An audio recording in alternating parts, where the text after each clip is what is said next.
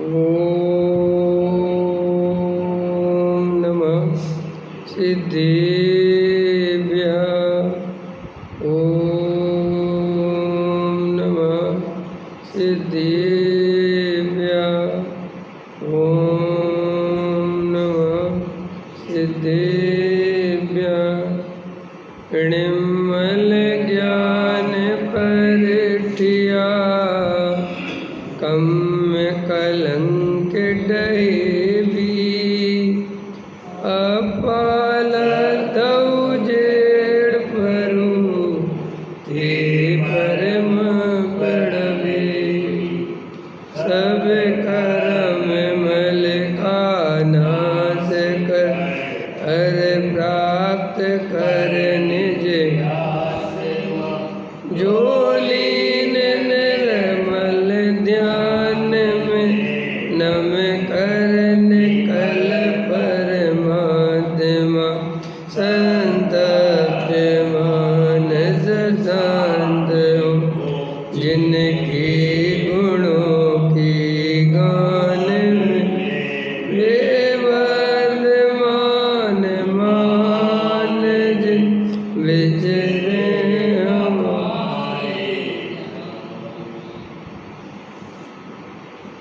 योगसार ग्रंथ है गाथा 19। गुरुदेव श्री के प्रवचन है, उसके आधार से चर्चा चल रही है। पृष्ठ क्रमांक 34। सांसारिक भोगों में 34 पेज। सांसारिक भोगों में पैसा कमाने आदि में कितना उत्साह आता है, क्योंकि अज्ञान का प्रेम है। अज्ञान क्या है?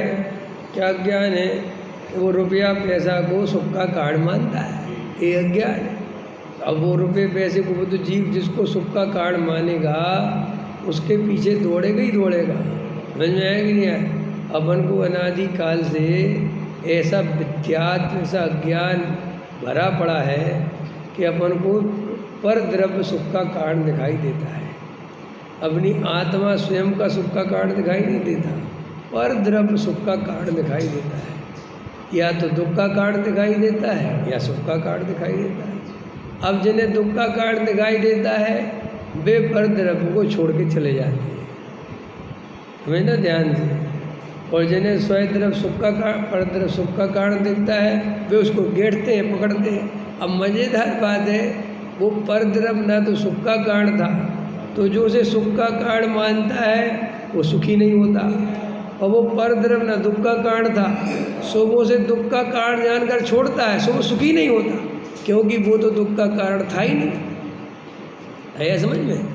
ये व्याख्या समझ में आई थोड़ी क्या कह रहे हैं? एक व्यक्ति ने पर द्रव्य को सुख का कारण माना तो वो पर द्रव्य के पीछे दौड़ता है। रुपया पैसा मकान दुकान स्त्री पुत्र कुटुंब परिवार, उनको पकड़ना चाहता है। क्यों पकड़ना चाहता है? सीधा लॉजिक है, मोह के कारण नहीं, सुख के कारण। उसे ऐसा लगता है मेरा सुख इनसे मिलेगा। देखो, आदमी के घर में चाहे सगे माँ बाप हो, चाहे पत्नी हो, चाहे बेटा हो, अगर वो कोमा में पड़ा रहे, बीमार पड़ा रहे, तो फिर घर वाले सोचते ना ये मर जाए, क्योंकि उससे कोई सुख तो मिल नहीं रहा और पड़ा हुआ है, कोई काम का है नहीं और सारा घर अस्त व्यस्त हो रहा है। तो फिर देखो संसार में उस टाइप का मोह नष्ट हो जाता है, क्योंकि जहाँ से उसके सुख की आशा खत्म हुई, समझे?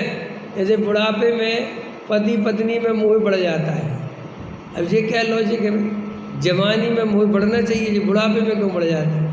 इसलिए कि बुढ़ापे में आके बहुत अकेला अनुभव करने लगता है। जवानी में तो बाजार जा रहा है और 50 लोगों से मिल रहा है और ये चल रहा है और नौकरी कर रहा है, तो उसको इतनी ज़रूरत महसूस नहीं होती।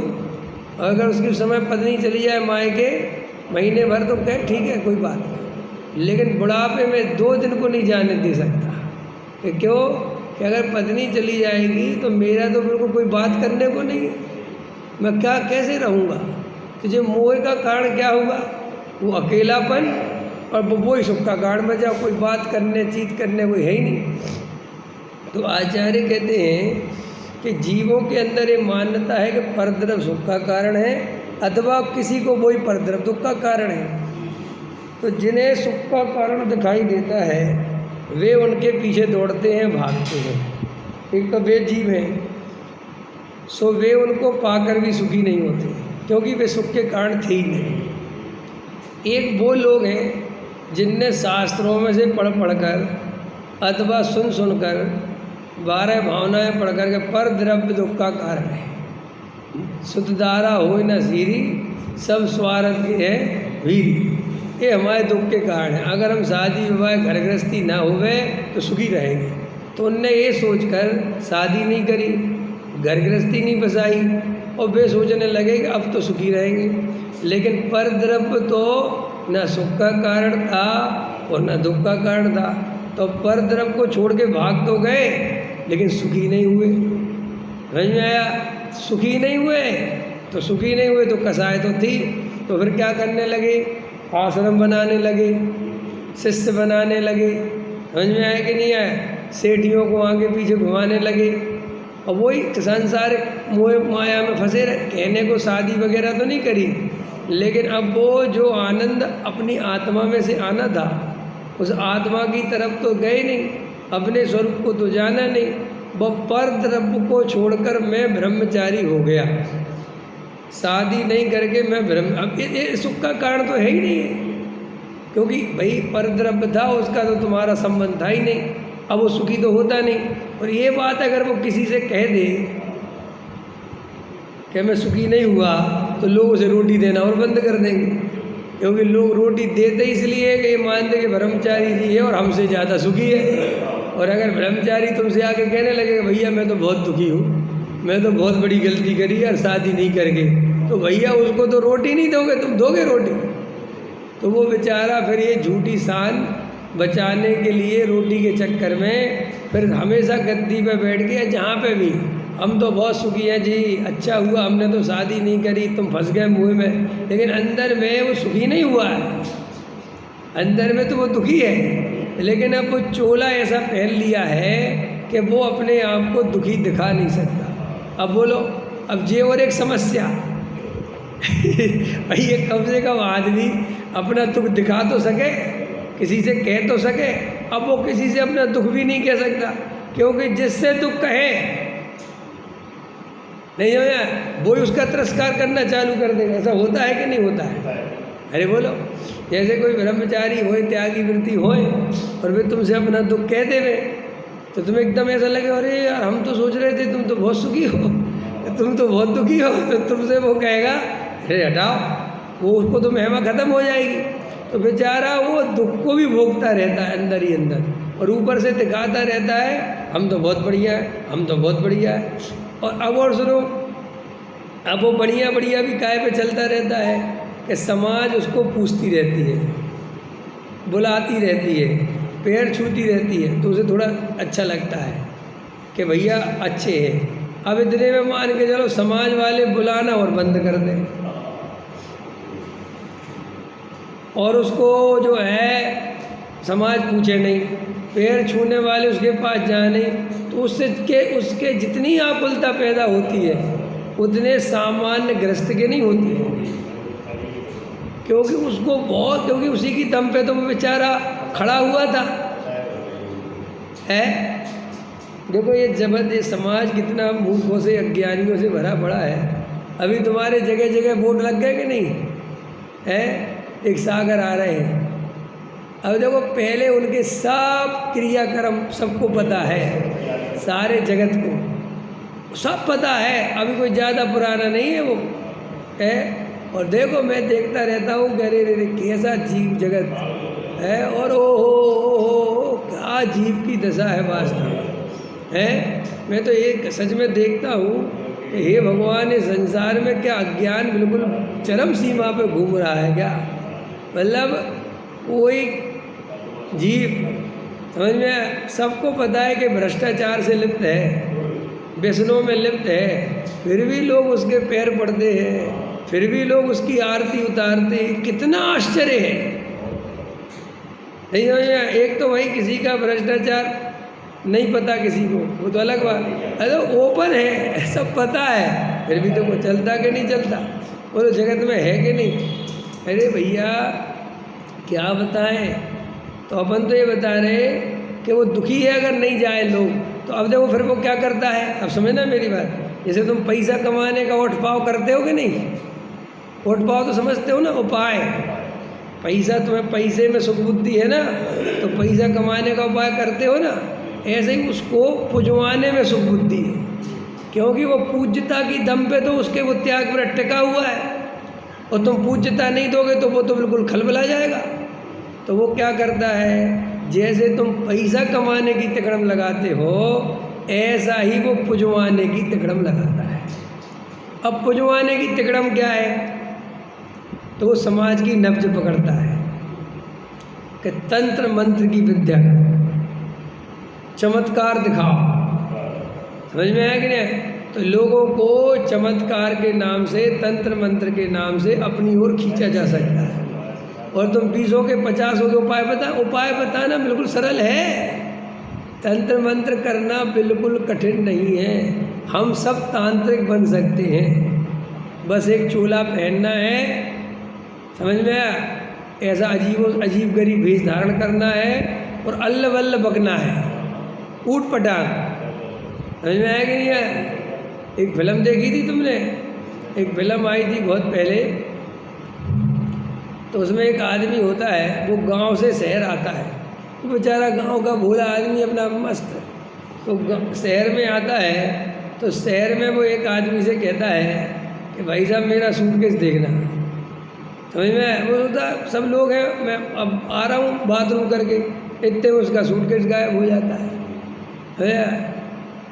फिर वो बेचारा किसी से कोई और चीज़ पूछता है कि भैया, तो कहते तुम ये जो उसको खुजली हो रही, कुछ हो रही होती है, तो कहते यार कोई दवाई वाई, तो कहता है बहुत बड़ा नाला है, उसमें जो खून जाता है उसके सब सही हो जाता है। तो बेचारे के कपड़े भी ले जाता है। समझ में आया कि नहीं आया? फिर वो बेचारा रो रहा होता है रोड पे, तो एक डॉक्टर की ड्रेस में आता है कोई, तो कहता क्या हो रहा है तुम्हें? कहता भैया बहुत तकलीफ है, चलो चलो तुम्हारा इलाज करा देंगे। तो वो कहता अच्छा जी, डॉक्टर तो बहुत अच्छे लोग हैं यहाँ के लोग, तो बेचारे की किडनी निकाल लेते हैं। तो ऐसे उसमें दिखाया। फिर वो क्या होता है कि वो बिल्कुल ही पागल ही, मतलब स्थिति, उसके सब कपड़े चले गए, सब चले गए। समझ में? तो वो गोबर लिए होता, गुस्से में गोबर मार रहा होता है दीवार में, और भेष तो उसका अजीबो गरीब हो जाता है, लुंगी लगा के घूम रहा होता है। तो वो कहते हैं इतने में कोई चालू करता, गोबर वाले बाबा आए नए बम्बई में, उनको कोई रिद्धि, हाँ पेटीकोट बाबा, पेटीकोट पहने रहता है बेचारा किसी स्त्री का तो पेटीकोट बाबा, तो बस उसके लोग पैसा डालने लगते। ओहो, वो अंदर अंदर समझ जाता है कि दुनिया कितनी पागल है, फिर तो वो और ज़्यादा पागलपन करता है। समझ में आया कि नहीं आया? तो बस जनता उसको सिर पे बैठा लेती है।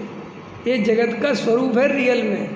तुम अच्छे से बन के देखो आज क्या होता है, मेहनती लोग हैं जो, समझ में आया, उनकी कोई पूछ नहीं है, उनको चपरासी की नौकरी देने को तैयार नहीं, कोई पढ़े लिखे लोग हैं बेचारे, लेकिन तुम बाबा भाबा बन जाओ, समझ में आया, अच्छे अच्छे आदमी तुम्हारे आगे पैर छुएंगे। ये जगत का स्वरूप है। ये भारत देश धर्म के नाम पर इतना अंधा है, और जो हमारी जड़ों में है। कभी इस भारत में तीर्थंकर हुए हैं, कभी इस भारत में एक से एक महापुरुष हुए, रामचंद्र जी हुए, कृष्ण हुए, सब हुए, समझ में? और कभी ये धर्म की नगरी था, धर्म का देश था ये भारत देश, और यहाँ पर इतिहास गवाह है, एक से एक धर्मात्मा जी हुए। तो वो हमारी नसों में धर्म के प्रति इतना आदर घुस गया, धर्म को लेके हम इतने अंधे हो गए कि सबसे ज़्यादा फिर दुकानें, ठगों की दुकानें सबसे ज़्यादा फिर धर्म की ही खुली। जैसे दुनिया में सबसे बड़ा व्यापार काय का है आज पता है आपको? मेडिकल लाइन का सबसे बड़ा व्यापार है, इससे बड़ा व्यापार कोई है नहीं। दूसरा व्यापार है शिक्षा का, तीसरा व्यापार है कोचिंग का, ट्यूशन। ये सब हवा चलाई गई, और जो हवा चल गई ये तो आपके और हमारे सामने ही चलाई गई हवा है, कोई ज़्यादा पुरानी बात नहीं है। देखो आज तुम बच्चे को 10,000 की स्कूल में पढ़ाओ तो भी तुम्हें ट्यूशन पढ़ाना पड़ेगा। ये कैसे हो सकता है? जब हम 10,000 रुपये आपको दे रहे हैं स्कूल में, और बच्चे को फिर भी हमें ट्यूशन दिलाना पड़ रहा है, तो स्कूल का मतलब क्या है? लेकिन माहौल ऐसा बना दिया कि अब माँ बाप के पास कोई उपाय नहीं है। देखो 10,000 वाली स्कूल में नहीं पढ़ाएं तो प्रॉब्लम, समझ में, ट्यूशन नहीं भेजे तो प्रॉब्लम, क्योंकि स्टेटस का सवाल बना दिया। हर चीज़ का स्टेटस है दुनिया में, हर चीज़ का नहीं है। जिससे कहो कि हमारा बच्चा जो है साहब स्कूलों कितनी फीस है साहब 2,000, अरे उसे पढ़ाई बड़ा, मैंने वो फीस का आकलन से, स्कूल का आकलन से वो ख़त्म। पढ़ाई क्या होती है वो कोई पूछता ही नहीं, बोले ऐसा जगत का स्वरूप है कि नहीं। तो ये तो मैं तुम्हें तुम्हारे सामने जो व्यापार बना वो बता रहा हूँ। और धर्म का व्यापार कब से पता है आपको? कब से? हजारों वर्षों से। यहाँ धर्म के नाम पर हजारों युद्ध हो चुके हैं। अभी तक दुनिया में 5,000 युद्ध हुए। कितने युद्ध हुए? कितने युद्ध? और वे सब धर्म के नाम पर हुए हैं। मज़ेदार बात है,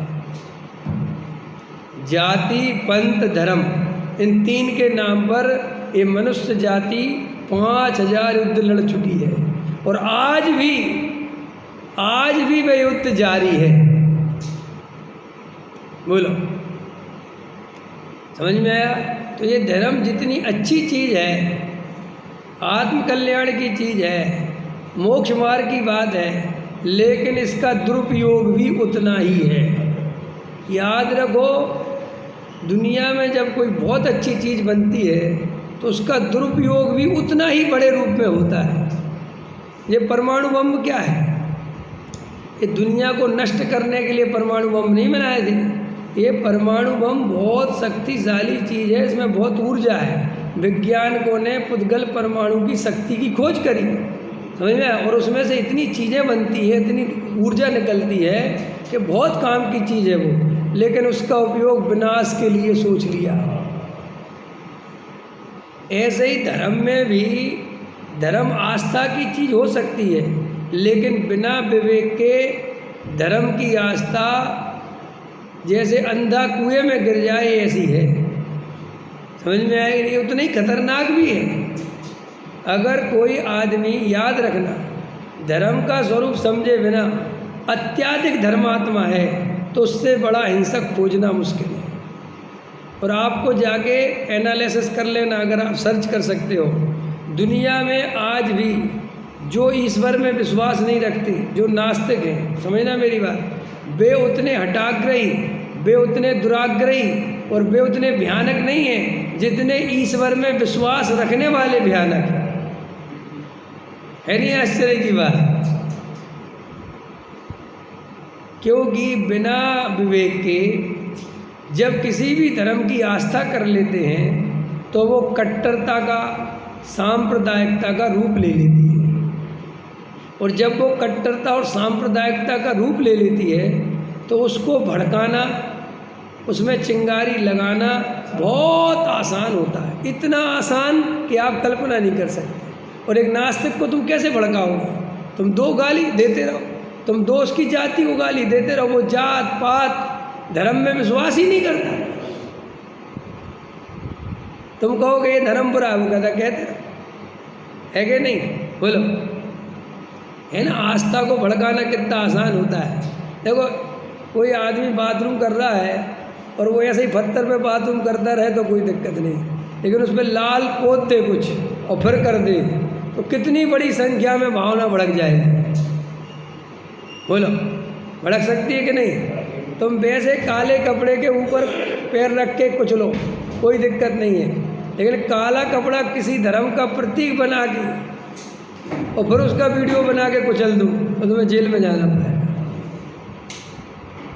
बोलो, ये है खतरनाक। ये प्रतीक जब बन जाते हैं क्या होता है? बड़ी खतरनाक चीज़ होती है।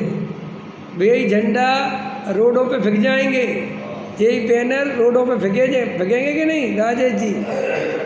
ये लाखों रुपए के बैनर लगे हुए हैं, ये कोई उतारने गया है आज तक?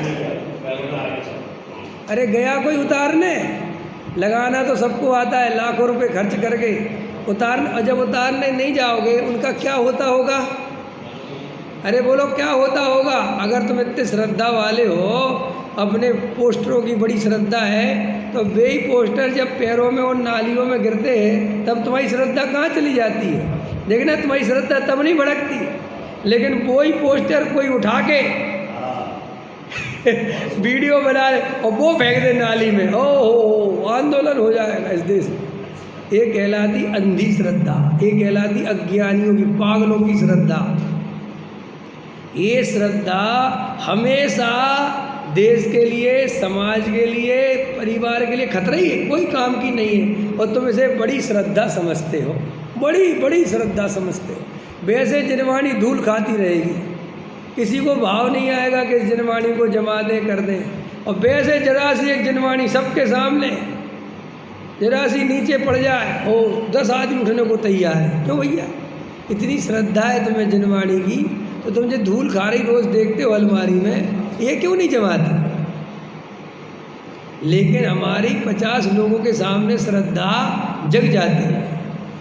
आया समझ में? वैसे भगवान का परीक्षाल कहोगे आ जाओ, आज कोई नहीं है करने वाला, तो क्या हमने ठेका ले रखा है? वो कल तो उनकी पारी थी, हम क्यों आवे?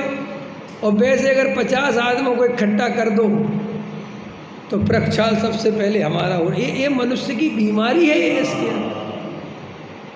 इस बीमारी से बचो जितना बच सको। देखो भाई, 2 तरह की चीज़ें समझना चाहिए। एक तो प्रत्येक जीव का अपना अपना पर्यायगत स्वभाव होता है। जैसे स्त्री पर्याय है, तो स्त्री पर्याय का एक अपना स्वभाव होता है। पुरुष है, पुरुष का एक अपना स्वभाव होता है। ये तो एक पर्यायगत स्वभाव होते हैं। जैसे किसी को बचपन से ही थोड़ा गुस्सा ज़्यादा आता है, किसी को बचपन से थोड़ा मायाचारी होता है, कोई बचपन से थोड़ा क्रिएटिव होता है, कोई बचपन से ही थोड़ा राजनीतिक होता है, कोई बचपन से ही बहुत इंटेलिजेंट होता है, कोई बचपन से ही बहुत तेज़ दौड़ता है। ये सब पर्यायगत स्वभाव है, इसमें उसने कुछ नहीं करा, ये सब कुछ। अब आचार्य कहते हैं ये तो तुम्हारा पर्यायगत स्वभाव है, इनमें तो तुम कुछ नहीं कर सकते। अब एक दूसरे स्वभाव जो हम अपने संस्कार से, अपने सत्संग से और अपनी बुद्धि से निर्मित करते हैं, समझ में आया? उन स्वभावों में बहुत सावधानी रखनी चाहिए। जैसे ये पंथ संप्रदाय, ये जातिवाद, ये कोई तुम बचपन से लेके नहीं आए, ये तुम्हें यहाँ संस्कारों में दे दे के सिखाया गया है। ये क्रियाकांड भी कोई तुम बचपन से लेके नहीं आए, इसके प्रति भी तुम्हारी श्रद्धा भर दी गई है। इनमें सावधान होना बहुत ज़रूरी, इनमें अपना विवेक लगाना बहुत ज़रूरी है। ऐसे यही चीज़ें आगे जाके व्यसन बनती हैं। देखो व्यसन बुरी क्यों है, बुरा क्यों होता है? व्यसन को बुरा क्यों कहा? तुमने संस्था संभालने का व्यसन पाल लिया, ये बहुत हानिकारक है। संस्था को चलाना अच्छी बात है, धर्म मंदिर पूजा पाठ सेवा करना अच्छी बात है, लेकिन जब ये व्यसन का रूप ले लेता है तब ये बहुत हानिकारक है। जैसे एक आदमी को संस्था चलाने का चस्का लग गया, भाई साहब वो 80 साल की उम्र में संस्था नहीं छोड़ेगा। ये VK जैन साहब जो रिटायर हो गए ना, मुझे एक इंजीनियर साहब बैठे, ये रिटायर अपने मन से नहीं हुए, रिटायर गवर्नमेंट कहती भाई साहब जाओ। समझ में आया? जैसे अगर गवर्नमेंट बढ़ाती जाए ना, वो क्या करते हैं, टेंशन देती रहती है, थोड़ा और ले लो, चलो दूसरा, तो ये लेते रहते हैं।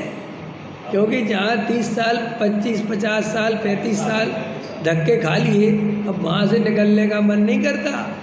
समझे? ऐसे जो व्यसन वो, और चूँकि वहाँ तो निकलने का मन भी कर जाए, क्योंकि वहाँ ऊपर अधिकारी है, परेशानियाँ होती है, सिरदर्दी होती है, मंदिर वगैरह में तो घुस जाए तो 80 साल का हो जाए। और मज़ेदार बात है, इसे कोई व्यसन नहीं समझता, धर्म समझता है। वो 80 साल की उम्र में उससे कह रहे तू ट्रस्टी पद से इस्तीफा दे दे, कह रहा मरने के बाद ही लेना। देखा तुमने कि नहीं देखा है? तो ये जैसे देखो, अगर आत्म कल्याण करना है तो बता रहे, देखो नहीं करना तो ख़त्म बात है। तो आत्म कल्याण करने में हमें इस बात की बहुत सावधानी रखनी चाहिए कि हमारे अंदर कोई व्यसन प्रवेश ना करे, ना मंदिर का, ना राजनीति का, ना परिवार का। ये कोई व्यसन हमारे अंदर नहीं आना चाहिए। समझ में आया? हमें कोई देखो, कभी कभार राजनीति करनी पड़ जाती है, मजबूरी होती है, घबराना नहीं, जो मैं बोल रहा हूँ सब अपेक्षा समझना, वो अलग बात है, लेकिन उसका व्यसन मत पालना। वरना बेटा तुम्हें वो फिर राजनीति की ऐसी आदत पड़ेगी कि तुम्हें अगर राजनीति नहीं करोगे तो चैन नहीं पड़ेगी। मैं तो इन पूर्व नेताओं को देखता हूँ ना, ये तुम्हारे पूर्व सांसद हो जाते हैं, पूर्व विधायक हो जाते हैं, और क्या होते हैं, पूर्व पार्षद हो, इनकी शक्लें देखो तुम। बेचारे पूर्व हो गए लेकिन वे अपने को पूर्व मानने को तैयार नहीं है। आज भी घर से टसन बसन करके कुर्ता पुर्ता कर के नेता ही बन के निकलते हैं, जबकि गधे नहीं पूछ रहे।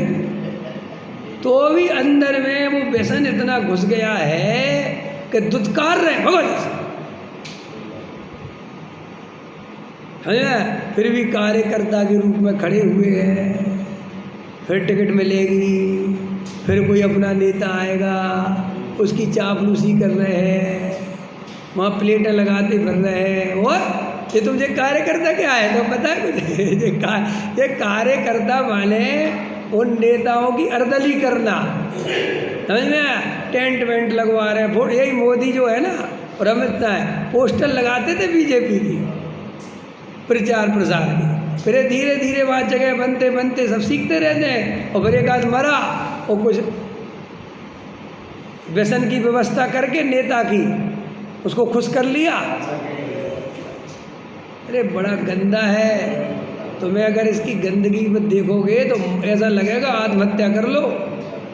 नेता बनने से ज़्यादा तुम्हें आत्महत्या करना सुखद लगेगा, इतना बुरी स्थिति में बनते हैं। कितने पाप करके, कितने व्यसन करके, कितना बाप रे बाप, मतलब लाशों पे बैठना। ये कुर्सियाँ जो है ना इनके पद, ये लाशों पे बैठने जैसा है। तो मैं क्या कह रहा था कि सावधानी अपने जीवन में। मंदिर की सेवा करना बुरा नहीं, लेकिन मंदिर का व्यसन नहीं पालना। कितने व्यसन बता सकता हूँ। किसी आदमी को सामग्री बनाने का व्यसन हो गया, जो कितनी खतरनाक बात बोल रहा हूँ। किसी को व्यवस्था ही बनाने का व्यसन हो गया। उन भाई साहब का पूजा में मन ही नहीं लगता, बस वे चौकी इधर से उधर, इस थाली उस थाली, इस थाली इस थाली, और बस साफ सफाई और ये और वो, इसी काम में मन लगता है। अरे भैया, आचार्य कहते हैं ये सब तूने पर्याय में नए व्यसन पैदा कर लिए। ये मैंने तुम्हें इशारे करे, तुम अपना सब में लगा लेना। व्यापार का व्यसन, पत्नी बच्चों में देखो कोई दम नहीं है, समझ में आया? मोह पालो ही मत भाई साहब। मैं एकाकी एकत्व लिए सभी आते, ये भूलना ही नहीं। मैं अनादि काल से अकेला हूँ और अनंत काल तक अकेला ही रहूँगा, और मैं परिपूर्ण हूँ। कोई द्रव्य किसी के साथ बात में नहीं रह सकता।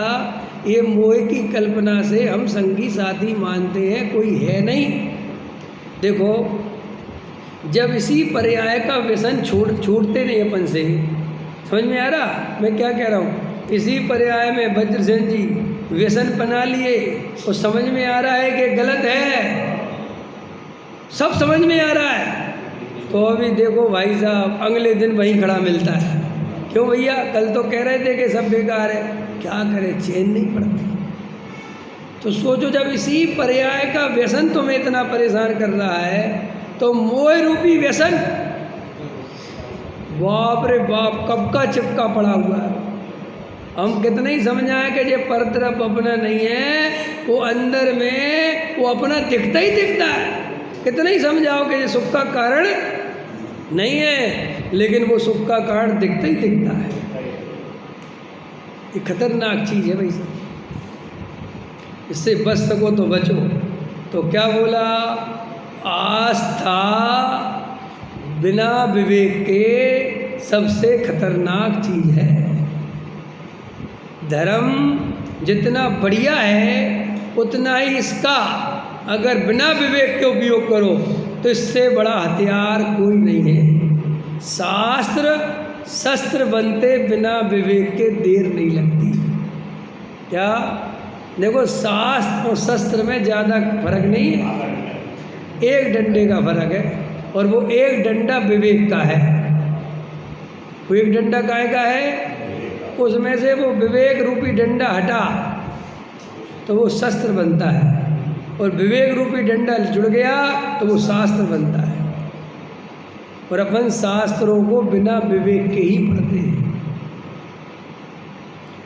लोग धर्म का उपयोग काहे के लिए कर रहे हैं बताओ तो?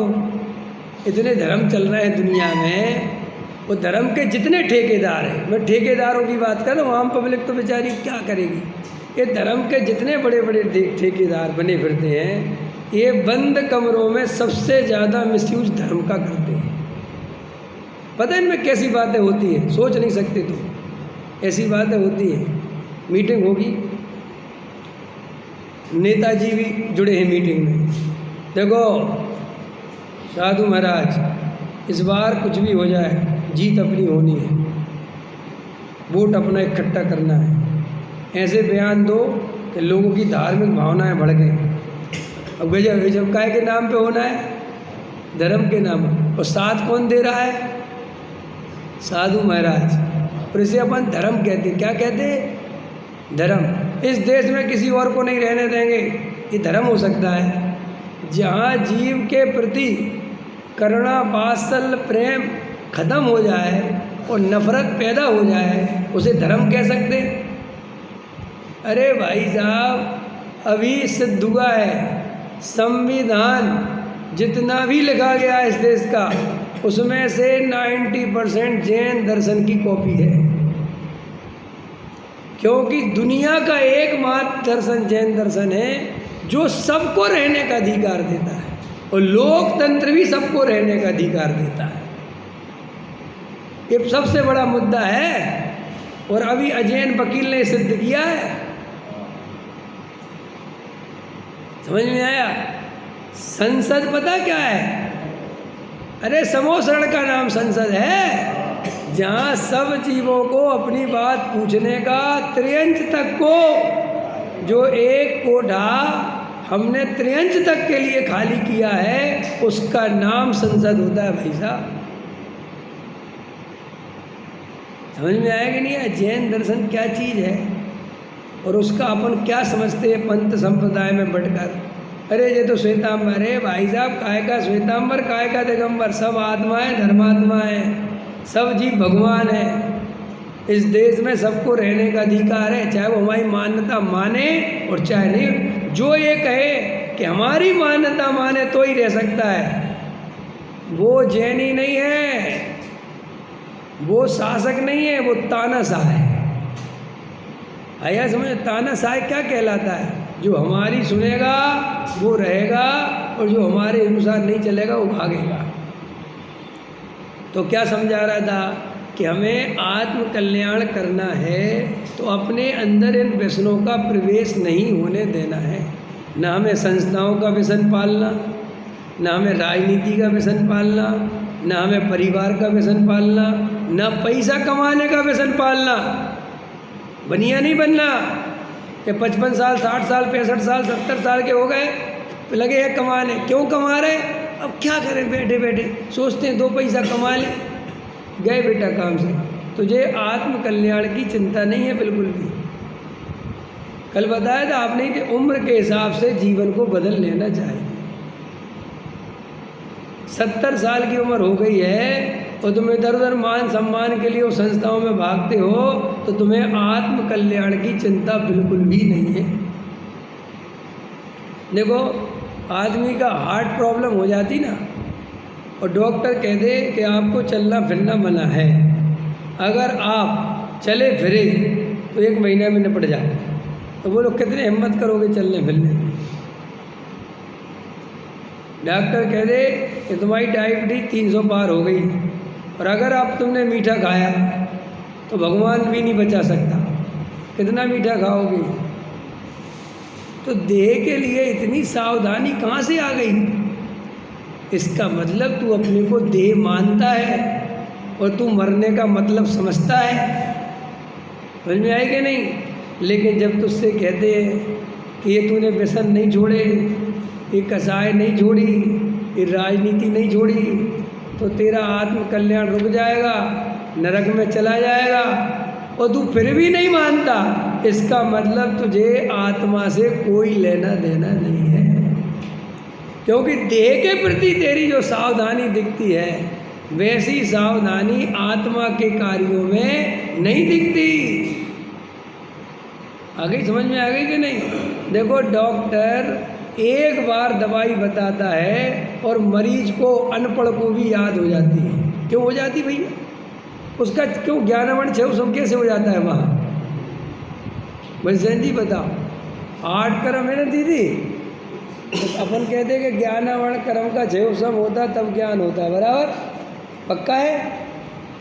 एक बार बताओ, वो अनपढ़ गवार का और तो कहीं सम काम नहीं करता, लेकिन डॉक्टर के पास वो दवाई देते ही उसका ज्ञानवण कहाँ चला जाता उतनी देर के लिए भाई? देखा कभी? प्रोसेस करी?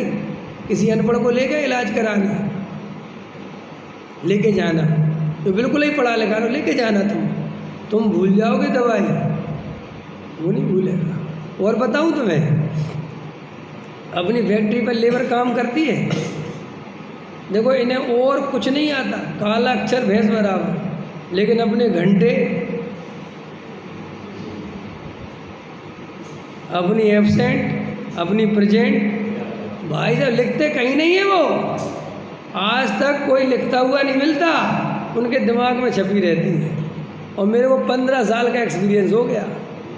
मैंने किसी भी लड़के से कहा कि तुम्हारे 118 घंटे हैं, और मैंने 3 दफ़े जोड़ लिए, और उसने कहा भाई साहब अच्छे से जोड़ो 121 घंटे। तो भाई साहब आज तक मैं नहीं सही हुआ, वो ही सही हुआ है। तो ये समझ में नहीं आया। वैसे तो इसको काला अक्षर भैंस बराबर है। और गजब की बात बताऊं, और सुनो गजब की चीज़, ये मोबाइल नाम की बीमारी जो आई है, स्क्रीन टच, कौन सा एंड्रॉयड फ़ोन, ये तुम्हें कभी लगता था कि अनपढ़ आदमी चला सकता है?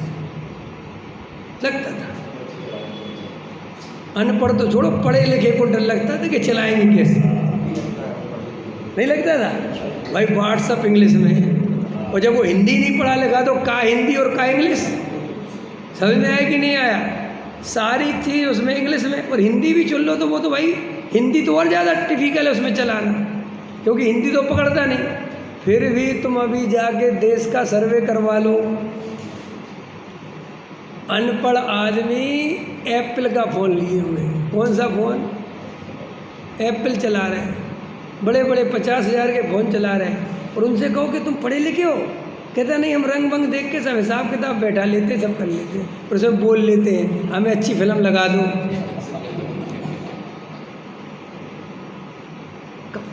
प्रश्न है मेरा, ये सबरा ज्ञानावरण छयोपम वहाँ क्यों हो जाता है और बाकी की जगह कहीं नहीं होता? ऐसा कैसा सिस्टम है भाई कर्म का? मैं बहुत बड़ी बात बताऊंगा ये कह के, ऐसा कैसा कर्म है भाई? जहाँ रुचि हो जाती है वहाँ वो कर्म भी क्या देता है, जाओ भाई साहब कोई टेंशन नहीं। इसका मतलब कर्म बलवान नहीं है, इसका मतलब जीव बलवान है। इसका मतलब जीव जब चाहेगा कर्म तब रास्ता देगा। तुम आज चाहो कि मुझे सम्य दर्शन चाहिए, मिथ्यात्व रास्ता देगा, लेकिन हम चाहते ही नहीं, हमारी रुचि ही नहीं। समस्या तो ये है, कर्म पे अपना दोष डालता है। बोलो सुभाष जी, तुम्हारा कर्म नहीं है कि तुम मिथ्या दृष्टि हो, तुम्हारी अरुचि आत्मा की, इसके कारण मिथ्या दृष्टि। आदमी बीमार पड़ जाए और डॉक्टर कहे 2 बजे फिजियोथेरेपी करानी है रोज, क्या होता है फिजियोथेरेपी होती है, 2 बजे पहुंचना है, और ये 1 महीना बिल्कुल ही ज़रूरी है, अगर नहीं कराई बेटा तो ये टांग तो गई। बोलो कितने नागा करेगा 2 बजे पहुंचने? कर्म अंतराय नहीं आ रहा क्या उदय? एक अंतराय नाम का कर्म होता है ना, यहाँ क्यों नहीं आ रहा? ये मंदिर में ही आता है अंतराय तुम्हारा, स्वाध्याय में अंतराय कर्म आ जाता है, क्यों आ जाता ना अरविंद जी? यहाँ नींद भी आ जाती है, यहाँ थक भी जाते हैं, सब हो जाए, यहाँ सबरे कर्म यहीं आते मंदिर में, और बाहर में जाके फैक्ट्री में और वहाँ सब कर्म फरम एक तरफ रखे रह जाते हैं और धड़ धड़ धड़ धड़ धड़ धड़ करता रहता है। इसका मतलब ये है कर्म फरम कुछ नहीं है, कर्म तो बहुत जड़ पुद्गल है, वो तो दो कौड़ी का है, असली तो खेल तेरी रुचि का है। ये कहाँ लिखा? रुचि के अनुसार वीर्य उछलता है, कर्म के अनुसार वीर्य नहीं उछलता। क्यों अमित कुमार बोलो? हाँ, रुचि के अनुसार वीर्य उछलता है कि कर्म के अनुसार? बड़ा खतरनाक गणित है ये जो तुम्हें परम अकर्ता समझाया है ना, परम अकर्ता, उसका प्रयोजन पहचानो कि पर्यायों के भी कर्ता नहीं हो, जिस समय जो कार्य होना है उस समय वो होगा। ये तुम्हारे प्रमाद के लिए नहीं समझाया कि जो होता रहा तुम कर्म पर डालते रहो, इसके लिए नहीं समझाया। ये तो इसके लिए समझाया था कि आत्मानुभूति तभी होगी तेरे को, तो निर्विकल्प तभी होगा जब तू अंदर से परम अकर्ता में जाएगा। लेकिन तू जाता तो है नहीं अंदर में, तू तो बस अपने सांसारिक प्रयोजनों में लगा रहता है और धर्म के क्षेत्र में आके कहता है परम अकर्ता। तो ये परम अकर्ता तूने गलत पकड़ लिया, नहीं समझ में आया? हमने कहा मंदिर क्यों नहीं आए? बोले जैसी योग्यता थी, अब योग्यता थी नहीं, हम क्या करें? समझ में आया कि नहीं आया? हमने कहा तुम 8 दिन से नहीं, अरे पंडित जी अपन करता है क्या, अंतराय कर्म था, उदय में था, हम नहीं आए। ये तूने छल ग्रहण कर लिया।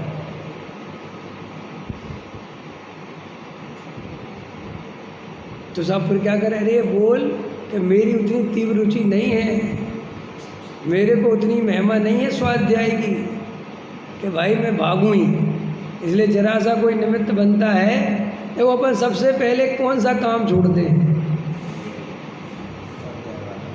जिसकी हमें रुचि नहीं होती है कि नहीं? सबसे पहले अगर चुनाव करते ना, देखो जैसे साड़ी लेने जाती ना महिला, तो वो दुकानदार सब समझदार हो गए, इनको बेच के तो कहते बहन जी ये वाली पसंद आ रही, 10 दिखा, ये आ रही, हाँ ये थोड़ी अच्छी लगी, इसको साइड में रख दो, ये हटा दे बाकी की, आगे समझ में? मैंने इसमें थोड़ा रस है तो इसको रखो, इनको हटा दो, फिर दिखाता है इसमें से कोई आ रही, फिर अपन बाद में देखेंगे, फिर ऐसी करके वो 5 साड़ी निकाल लेता है। तो वे 5 कितने में से निकाली? 50 में से। तो 50 में से 5 गई, 45 तो बिल्कुल ख़त्म हो गई, बात ख़त्म। अब उन 5 में से भी छांटना है, क्योंकि लेनी तो 2 ही, समझ में आया? उसमें भी जो सबसे रुचिपूर्ण लगती है, अच्छी लगती है, वो ले लेती है, वो 3 छोड़ देती है। तो ऐसे छोड़ते, ऐसे श्री गुरु कहते इसे धर्म ऐसा ही है, सबसे बाद में करने की चीज़, पहले संसार के सारे काम पहले करने हैं। पहले कुछ भी संसार का कुछ जरा सी मुसीबत आई और धर्म छोड़ दो, बाकी कुछ नहीं छोड़ता। क्या छोड़ देता है? धर्म छोड़ देता। तो आचार्य कहते इसका मतलब ये है कि तुझे अभी अंदर में आत्मा की सच्ची रुचि नहीं हुई। कर्म कोई बलवान नहीं है, कर्म थोड़ी बलवान है। आदमी 60-65 साल का हो जाता है, समझना मेरी बात। भाई 35, 40, 50 साल की उम्र में तो ये कहता है कि भैया कमाना है, बाल बच्चों की शादी नहीं हुई, बच्चे भी पढ़ रहे हैं, बहुत जिम्मेदारी है। समझ में आ गई? चलो तेरी बात। 65 साल की उम्र में कौन सी जिम्मेदारी है तेरी ऊपर? अब क्यों नहीं लगा?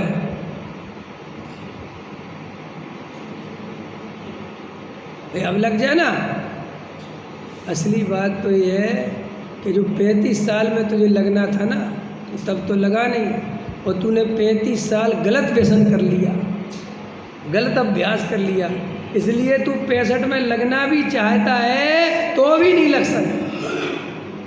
बूढ़े आदमियों के हृदय को मैं जानता हूँ, वे चाहते तो बहुत हैं कि यार हमें, लेकिन हम अंदर की वासना समझते हैं कि वो जिंदगी भर वासना ढोई है, अब वो व्यसन बन गई है और वो जोर मारती है। मारती कि नहीं मारती? ये पद प्रतिष्ठा, ये क्या है? ये सब ये व्यसन ही तो है। बोलो, कल उनके पोते का बर्थडे था ना, कितनी जनता आई थी ना, सबको बुलाया सब। हम उसके अर्थ में नहीं कह रहे, किस अर्थ में कह रहे हैं, इसके लिए आता है आदमी, क्यों आता है, दूर दूर से कहाँ से आदमी आता है। लेकिन तुम बोलो कि हम प्रवचन कर रख रहे, आ जाना सब, और प्रवचन तो हमारे यहीं होता है तो हम कर लेंगे। अंदर में क्या बात है कि वहाँ उसके मान प्रतिष्ठा है, उसको संबंध है कि अपन नहीं जाएंगे तो फिर अपने में कौन आएगा। एक तो एक प्रॉब्लम ही हो जाती, दूसरी प्रॉब्लम एक और होती है, अगर मैं नहीं जाऊंगा तो लोग समझेंगे मुझे बुलाया नहीं, तो घनघोर बेइज्जती। तो बेचारा कैसे भी, कल कितनी गर्मी हो रही थी, कितना भपका हो रहा था, 10 मिनट बैठना मुश्किल हो रहा था, फिर भी आदमी 3 घंटे बैठे थे। तुम प्रवचन में बैठा के दिखाओ। भाई साहब, इस जगत को धर्म की रुचि नहीं है, धर्म के नाम पर जो चलता है रुचि तो उसकी है। और नाम किसका देता है? इसलिए शुरुआत कहाँ से करी थी इंजीनियर साहब? धर्म जिसे तुम कहते हो, धर्म धर्म सब कहें, धर्म न जाने कोय, और आत्म के अनुभव बिना धर्म कहाँ से होए। असली बात तो ये है, बाकी वो चलता, वो सुनो, वो धर्म के नाम पर जो चलता है वो हमारी श्रद्धा में ज़्यादा मजबूती से बैठा हुआ है। जो नकली धर्म और असली धर्म है, उसके लिए हम तुमसे कह रहे हैं, अच्छा बस है जी, फ़ोन करो, कहना हम असली धर्म के लिए बुला रहे हैं। कहेंगे भाई साहब उसके लिए टाइम नहीं है, और फिर कहना हम नकली धर्म के। ये नकली धर्म असली धर्म क्या होता है? नकली धर्म माने तुम्हें मंच माला माइक अवेलेबल कराया जाएगा, तुम्हारी शान में बोला जाएगा, तुम्हें गोष्ठी का अध्यक्ष बनाएंगे, तुम्हें मंच का अध्यक्ष बनाएंगे। तो देखो कितने ही बिजी हो, सम्मान समारोह रखेंगे और तुम्हारा विशेष सम्मान कराना है, तो कितने ही बिजी हो, चाहे एरोप्लेन की टिकट ही क्यों ना हो, कैंसिल कर दे, भाई साहब मैं पहुंच रहा हूँ, बराबर। जबकि इसमें कोई धर्म है, कोई धर्म का लेना देना है? ये सब नकली धर्म जो बन बैठा है धर्म के नाम पर, असली धर्म। और उससे कहना एक बहुत बढ़िया विद्वान आए भैया, ऐसी चर्चा ले रहे, इतना बढ़िया स्वाध्याय ले रहे कि भाई साहब सुने तो तुझे सब में दर्शन हो जाए, तू आ जा शाम को। मैं तो नहीं आ सकता। तू क्या हो गया? अरे मेरे तो बहुत काम चल रहा है यार। देखो असली धर्म के लिए मना करता है और नकली धर्म को दौड़ के आता है। ये तुम्हारे जितने मंदिरों के देखता रहता हूँ मैं, जब व्यवहारियों के प्रधान घूमते रहते हैं, कितनी धर्म की रुचि इनको, कितनी आत्मकल्याण की भावना है।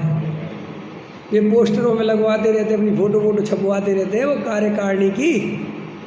देखे होंगे तुमने, ये महाराजों के सत्कार में लगा के वो कार्यकारिणी की फोटो लाए, उनमें देखो पूछो कि तुम में से कितनों को सम्य दर्शन चाहिए, कितनों को सब जैन धर्म की समझ है। तो बता 0/0 है। तो उनसे पूछना फिर तुम कि जब तुम्हें धर्म की खबर ही नहीं है और 0/0 है तो तुम्हें लगे काहे को? तो वो कहते तुमसे किसने कहा हम धर्म के लिए लगे? तो काय के लिए लगे कि हमारे नाम के आगे लिखा जाता है प्रधान जी, फलानी गली, फलाना मोहल्ला, फलाना मंदिर, इसके लिए लगे हैं। अगर तुम्हें हटा दो तो हम कल यहाँ दिखाई भी नहीं देंगे। देखो ये पंचम काल का कितना दुर्भाग्य है। जो असली धर्मात्मा हैं वे कहीं छुप जाते हैं, वे दिखाई नहीं देते, और जो धर्मात्मा है ही नहीं वे ही सारे मंदिरों की बागडोर, संस्थाओं की बागडोर संभालते हैं। तो ऐसा क्यों है? ऐसा इसलिए है कि इस पंचम काल का स्वरूप ऐसा है कि जिसे आत्म कल्याण करना हो उसे इन चीज़ों से दूर ही होना पड़ेगा तो ही कर पाएगा। वो भरत जी का जमाना अलग था कि वे राजा भी थे और धर्मात्मा भी थे। अभी पंचम काल में दोनों हाथों में लड्डू नहीं ले सकते। या तो तुम सेठिया बन जाओ या फिर धर्मात्मा बन जाओ, समझ में आया?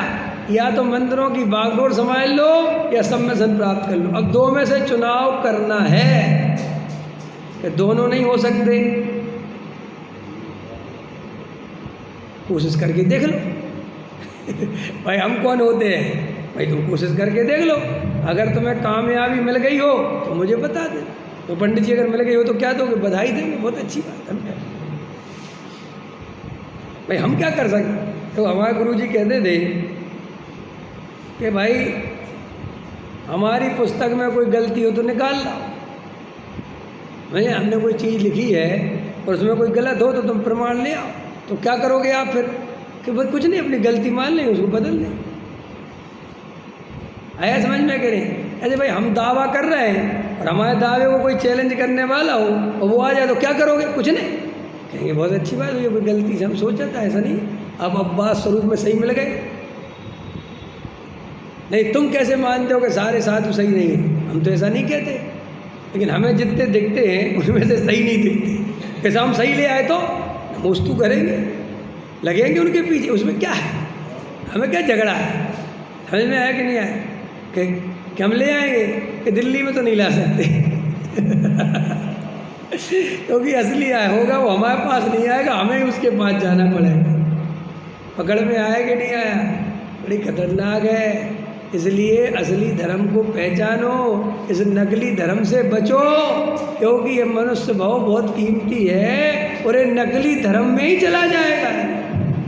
और समाज का निर्माण नकली धर्म से ही होता है। खतरनाक बात बोल दी मैंने। ये समाज, ये हमारा समाज, ये तुम्हारा समाज, ये कोई धर्म भरम नहीं है। ये धर्म के नाम पर मानाधिक पोषण करने के उपाय हैं जो सीधे नहीं करे जा सकते, इसलिए उनको धर्म का चोला पहनाना पड़ता है। अगर तुम सीधा मान मांगो, देगा तुम्हें कोई? बोलो। शास्त्री जी कहना मुझे मान सम्मान दे दो यार, कोई नहीं देगा। फिर ऐसे कहना हम तो जी अपनी जिन शासन के लिए अपनी जान लगा देंगे, हम तो बस जैन धर्म की प्रभावना चाहते हैं, हमें तो कुछ नहीं चाहिए। आओ शास्त्री जी को माला पहना, जबकि शास्त्री जी को माला ही पहननी थी। पकड़ में आई थोड़ी बात? ये जीव घूम फिर के चाहता मान का ही पोषण है, चाहे मंदिर में झाड़ू लगा रहा हो और चाहे मंदिर में विराजमान कर रहा हो, अंदर में वो मान की भाव भरा है तो वो नकली धर्म का प्रेमी है। आपको बता दी जिनवाणी की, समझ में आ गई? आप लेट आए ना, लेट आए ना? हाँ, शुरुआत में गई वो बात। भाई साहब अपने अंतरंग के स्वरूप को पहचानो। ये अभिप्राय खोटे रहे तो ऊपर से परिणति पे कितने ही तुम देवसास गुरु की चादर लगाते रहो, कितने ही क्या बोलते उसको, बरक, क्या चांदी, चांदी का बरक लगाते रहो, अंदर गोबर ही है। थोड़े दिन की और जीवन है, आत्मा का कल्याण कर सको तो कर लो, ना फिर तो अनंत काल के लिए बात सुनने भी नहीं मिलेगी। ये मान फान कुछ काम आने वाले नहीं है। इनको आचार्य गुणभद्र ने आत्मानुशासन में लिखा है कि ये मनुष्य का इच्छा रूपी गड्ढा समझ में इतना बड़ा है कि उसमें एक एक मनुष्य की इच्छा इतनी है, समझ में, कि वो इतना बड़ा गड्ढे में भी इच्छा न समाए, अणु के समान है वो। समझ में आया कि नहीं आया? क्या करोगे? बोलो इच्छा रूपी गड्ढा कब तक भरोगे? चाहे वो व्यसनों की हो, चाहे वो विषयों की हो, चाहे वो भोगों की हो, चाहे वो पैसे के अंत आता है, आया अंत। आदमी अरबों रुपए के घोटाले करके फिर अरबों के करना चाहता है, और उसे ये नहीं पता कि मैं ये अरब का भी क्या करूं। आपको जानकर आश्चर्य होगा, नेताओं के पास और जो इस टाइप के भ्रष्ट, पता पैसा बोरियां भर के आता है और कहते कि दूसरे के नाम पे जमा कर दो, ये कर दो, वहाँ दूसरे के नाम पे ज़मीन खरीद लो, और मेरा नाम कहीं नहीं आना चाहिए, और पैसा सब रहा उनका। बताओ, जिस आदमी को ये समझ में नहीं आ रहा कि इस पैसे का करना क्या है, वो आदमी फिर भी पैसा कमाने में लगा है। देखो वज्रसेन जी कह रहे हैं, भैया हमारा नहीं कह रहा, ये कह रहा है महाराजों के पैसा सीटियाँ खा जाती हैं और पंडितों के नहीं खाते।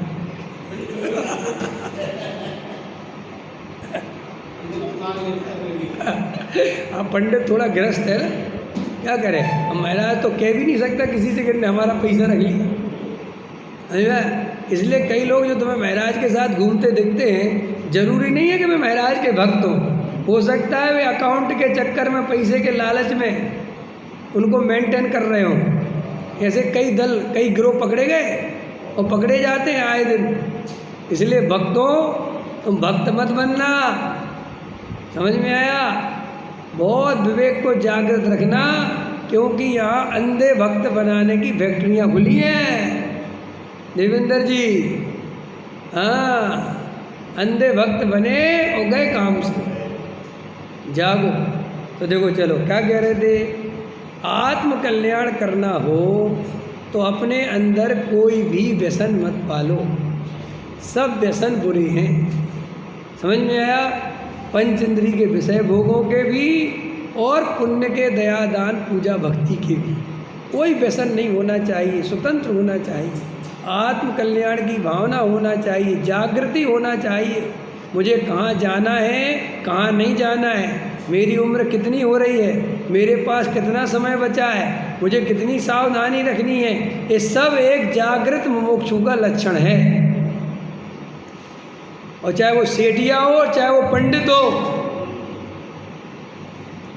ये नहीं कि भागते फिरो। स्थिर होना है, समाधि की तैयारी करनी है, तो अपने अंतरंग में समाधि भावना अभी से भाना चालू करो, तभी जाके समाधि मरण होगा। अगर ऐसे समाधि में सोचते रहे और राग देश कसाय करते रहे, बस स्वाध्याय कर लिया, इसके कारण मुमुक्षु नहीं बन जाओगे।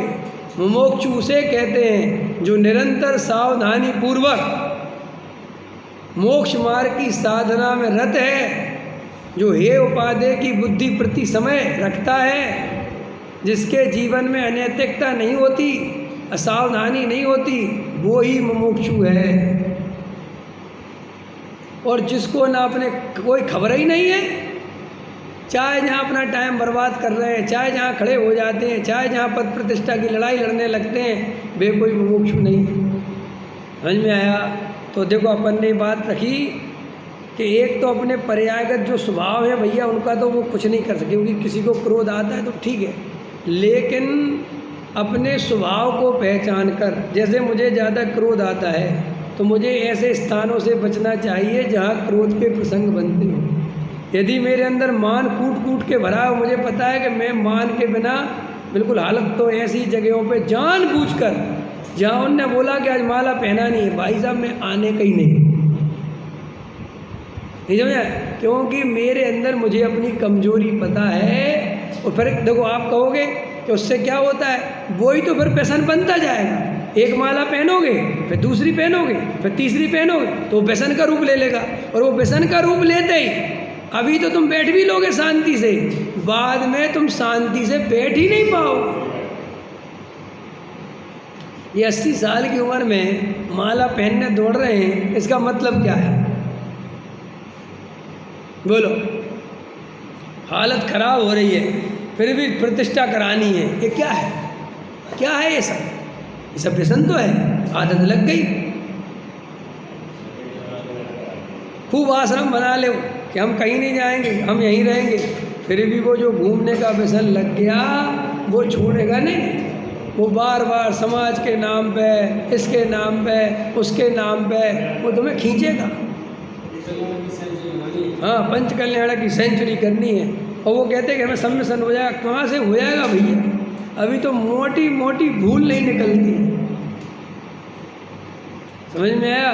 देखो बहुत ध्यान रखना, कर्म बलवान नहीं है, जीव बलवान है। और कर्मों को 1 मिनट में नष्ट करा जा सकता है अगर जीव की सच्ची रुचि हो तो। मैंने आपको 20 उदाहरण दे दिए और समझा दिए। सहजानंदी।